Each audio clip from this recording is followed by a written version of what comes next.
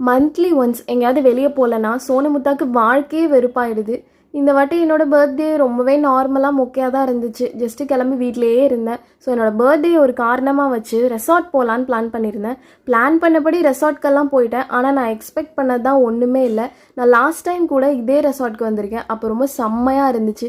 இந்த ரெசார்ட்டோட ஸ்பெஷலே ரொம்ப பீஸ்ஃபுல்லாக நல்லாயிருக்கும்.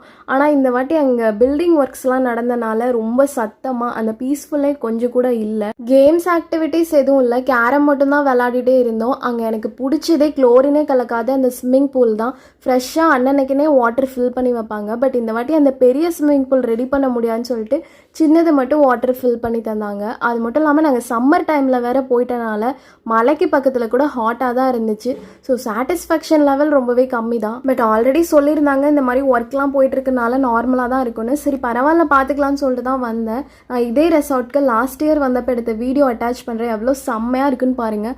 அப்போ கிளைமேட் கூட சூப்பராக இருந்துச்சு. எல்லா கேம்ஸ் ஆக்டிவிட்டீஸுமே யூஸ் பண்ணோம்.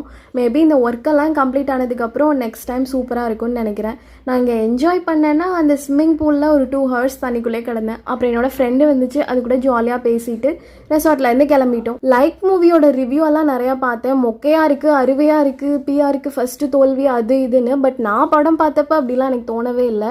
நல்லா தான் இருந்துச்சு. ஒரு என்டர்டெயின்மெண்ட் பேஸ்டாக பார்த்தோன்னா நல்லாயிருக்கும். பிஆர் மூவினாலே கொஞ்சம் அப்படி இப்படி இருக்க தான் செய்யும். என்னடா அது இப்படி பேசுகிறாங்க இப்படி பண்ணுறாங்கன்னு. பட் அதை நம்ம என்டர்டெயின்மெண்ட் பேஸ்டாக மட்டும் பார்த்தோன்னா ஒரு ஃபன்னாக அப்படியே சிரிச்சுட்டு வந்துடலாம். ரொம்ப அந்த படத்துக்குள்ளே நுழைஞ்சு என்ன கரும்பண்டா இது அப்போல்லாம் பார்த்தோன்னா நம்ம படமே பார்க்க முடியாது. ஸோ ஒன்ஸ் போய் பார்க்கலாம். நல்லா தான் இருந்துச்சு. ஸோ நெக்ஸ்ட் வீடியோ அப்லோட் பண்ணுற வரைக்கும் போயிட்டு வரேன். Bye tata.